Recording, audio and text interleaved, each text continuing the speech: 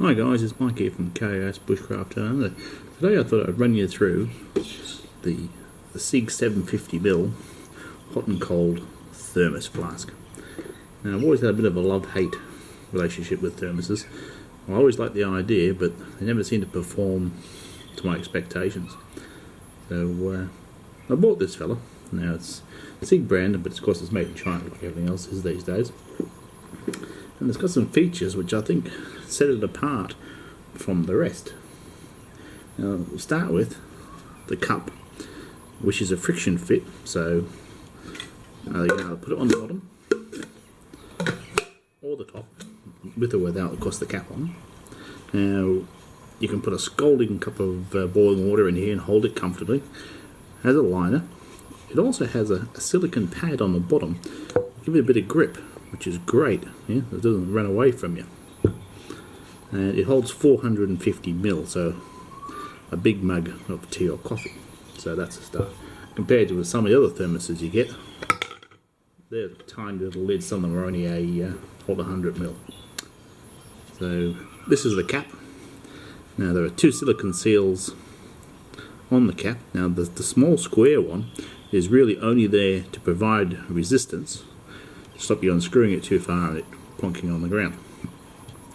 There is a second one. Now they call this ring a drinking lip.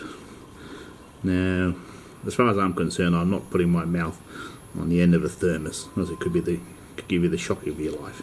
Silicone seals look really quite well made and really quite durable. Stainless steel construction. They say there's a copper inner coat, which is what advantage that would be in the seal section. There again, it has the silicone pad on the base, so hopefully it won't run away from you as well. So now they claim 18 hours hot, and well, it's hot.